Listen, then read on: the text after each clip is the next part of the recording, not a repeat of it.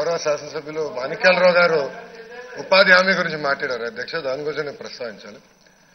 అధ్యక్ష, గౌరవ ముఖ్యమంత్రి గారు ప్రమాణ స్వీకారం అయిన తర్వాత కన్వర్జెన్స్ అని ఒక మార్గం తీసుకొచ్చి దాదాపు 26 డిపార్ట్మెంట్లతో ఉపాధి హామీని అనుసంధానం చేస్తాం వాస్తవం. అధ్యక్ష, ఉపాధి హామీ ఏంటి అధ్యక్ష? Demand driven programme. ఈరోజు చర్చ దేని గురించి జరుగుతుంది అధ్యక్ష? ప్రత్యేక హోదా, విభజన చట్టంలో ఉన్న మిగతా హామీల గురించి ఇక్కడ చర్చ జరుగుతుంది అధ్యక్ష.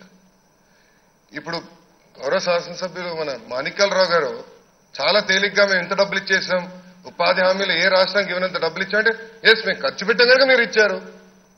టాప్ పర్ఫార్మింగ్ స్టేట్స్ మీరు 5 రాష్ట్రాలు తీసుకుంటే ఒక్క రాష్ట్రం కూడా భారతీయ జనతా పార్టీకి చెందిన రాష్ట్రం ఒక్క ముఖ్యమంత్రి కూడా లిస్టులో లేరు అధ్యక్ష.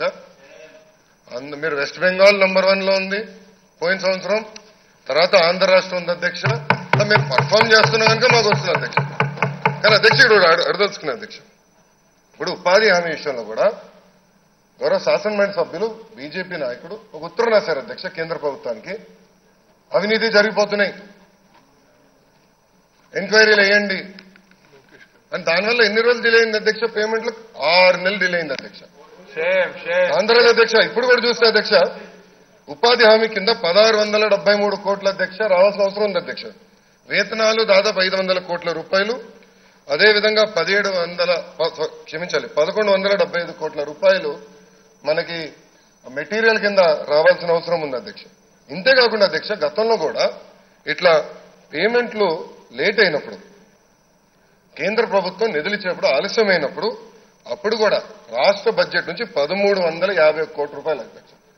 1350 కోట్ల రూపాయలు మనం రాష్ట్ర బడ్జెట్ నుంచి అడ్వాన్స్ ఇచ్చాం అధ్యక్ష. కానీ అది కూడా ఇప్పటికీ క్లారిటీ ఇవ్వలేదు అధ్యక్ష. నేను కూడా మొన్న ఢిల్లీకి వెళ్ళినప్పుడు తోమర్ గారిని కలిసినప్పుడు కూడా నేను అడిగాను, సార్ ఇట్లా పెండింగ్ పేమెంట్ దయచేసి ఇవ్వండి అని కూడా నేను అడుగుతాం జరిగింది అధ్యక్ష.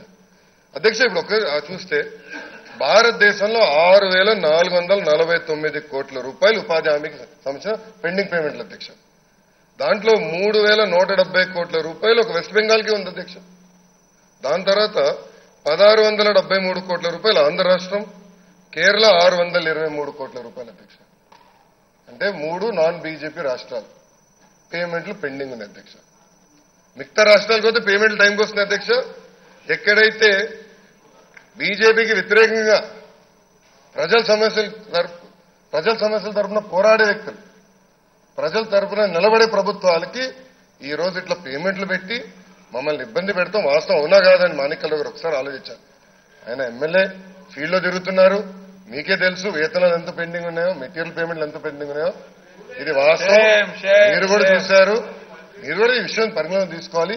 ఇది ప్రత్యేకంగా ఆంధ్ర రాష్ట్రానికి ఇచ్చిన డబ్బులు కాదు, మేము పర్ఫార్మ్ చేశాం కనుక అది మా అరెట్ అధ్యక్ష. ఆంధ్ర రాష్ట్రం ట్యాక్సీలు కట్టినాయి, పన్ను కట్టాం, దాంట్లో భాగంగా ఉపాధి హామీ కింద మాకు డబ్బులు ఇచ్చారు అధ్యక్ష.